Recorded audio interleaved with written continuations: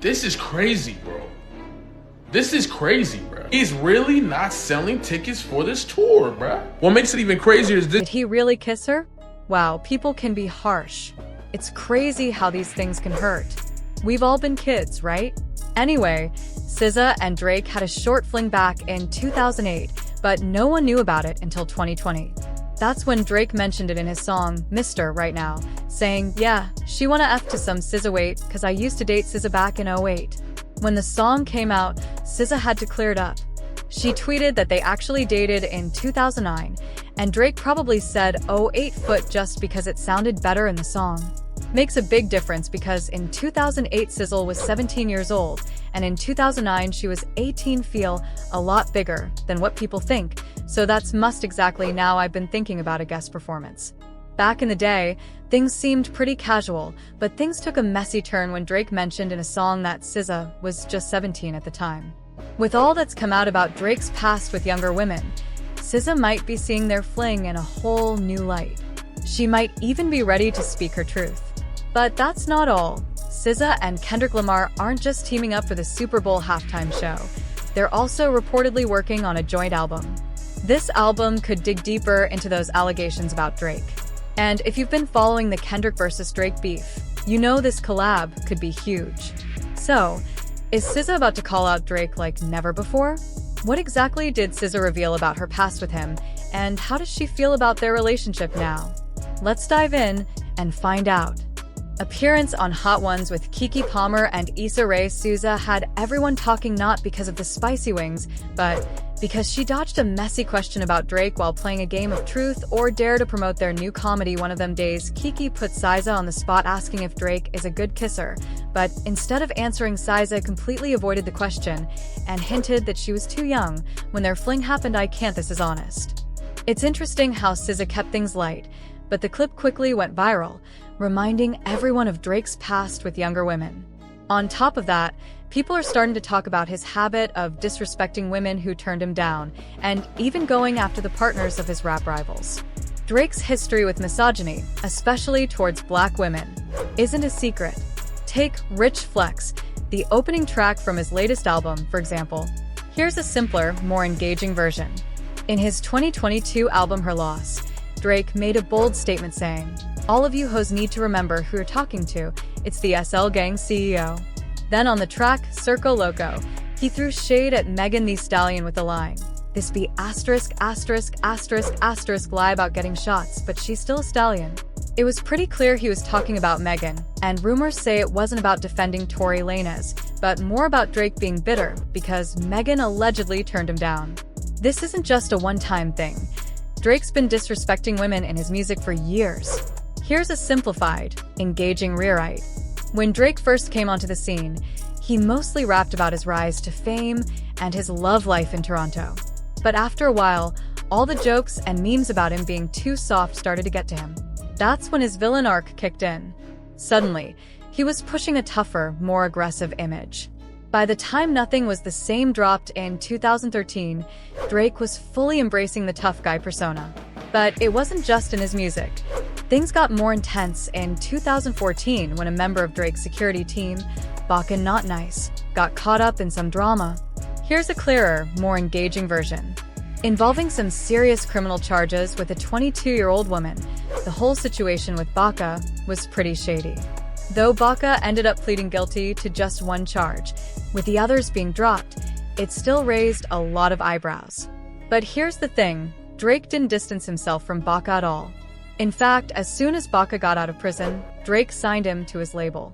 Drake even said, "When my brother got out of jail, there were so many different paths he could have taken, but he decided to focus on music.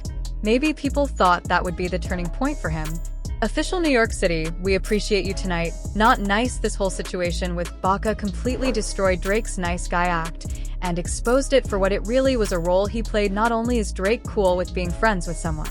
Here's a more engaging and simplified version. Baca was accused of disturbing crimes against women, yet Drake continues to support and promote him. Now, let's talk about misogyny in Drake's music. On his 2015 mixtape, What a Time to Be Alive with Future, he literally tells women to shut up and take what's coming to them. By the time he dropped Views in 2016, he was fully leaning into this borderline insulting persona. In Child's Play, the song starts with a sample that shames women for dating athletes, and later, he even threatens to send a woman back to her ex. The Hood, if she crosses him, then there's Hotline Bling, where Drake's bitter about a woman moving on from him and shaming her for going out and living her life, and by 2018 Scorpion Drake was still doing the same thing, and painting women is lost without his guidance now. Let's talk about Drake's weird track record of obsessing over women and then dissing them after they reject him or move on. Case in point, Rihanna after Chris Brown's attack on Rihanna in 2009, Drake publicly supported her, and years later, here's a more engaging, straightforward version. Drake and Rihanna had a brief fling, but when she made it clear she wasn't looking for anything serious, Drake's true colors showed. Instead of respecting her decision, he started throwing shade. Even worse, he teamed up with Chris Brown for 2 songs. But that wasn't all. Drake also started dissing Rihanna and ASAP Rocky. The thing is, Rihanna hasn't mentioned Drake publicly in years. The last time she spoke about him was in 2018, when she recalled that awkward moment at the VMAs, where Drake embarrassed her.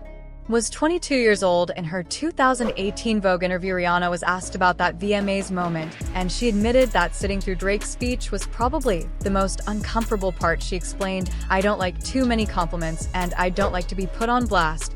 And when asked if she still talks to Drake, Rihanna said they don't have a friendship anymore. So here's a more engaging, simplified version. Rihanna made a comment about Drake 7 years ago, and since then, she hasn't said a word about him publicly. But Drake? He hasn't let it go. On his 2023 album For All the Dogs, he actually takes shots at Rihanna, calling her bedroom skills average and bragging about being with women he considers better. As if that wasn't enough, Drake brought her up again in his diss track aimed at Kendrick, Family Matters. This time, he bragged about sleeping with Rihanna before ASAP Rocky and even made fun of Rocky for being a family man, rapping, Here's a more straightforward and engaging version. Drake even raps, "I didn't even know you rap still, 'cause they're only talking about your fit again. Probably gotta have a kid again before you think you're dropping anything." So, is Drake saying it's bad to prioritize family over your career? Because that's definitely how it sounds. Oh, and let's not forget about Halle Berry.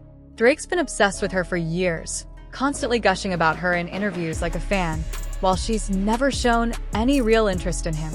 If she did show interest, would Drake even know what to do with it? Seriously consider, like, being with her? Yeah, 100% really, of course. What do you mean? I feel like she would be here right now, sitting right there. Nothing was the same September 24th. What's up? She would be here, turned to the max. She would have the Jaden Smith t-shirt on. She would be like, "Oh, head to toe Tim's." You'd be like, "Hi, just came here wearing Tim's. What's going on?" Drake constantly talked about Hi in interviews, calling her his ultimate fantasy, and saying he'd totally date her if she wasn't already with. Here's a more natural, engaging rewrite. But he didn't stop there. Drake also made some weird and creepy comments about Halle Berry in his songs. For example, in his verse on Migos' 2013 Versace remix, he rapped, "Take a famous girl out where there's no paparazzi.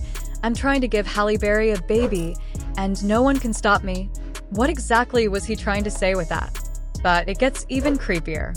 Since Halle Berry wasn't interested, Drake took it to another level and disrespected her in a really gross way when he released a song with SZA called Slime You Out from his album For All the Dogs. The cover featured a picture of Hai getting slimed at the 2012 Nickelodeon Kids' Choice Awards. No one is safe from the slime music. Now, before we dive into why Halle was so upset with Drake, keep in mind that there's this conspiracy theory that the whole slime thing from Nickelodeon is a form of humiliation, and allegedly slime represents something really gross and degrading.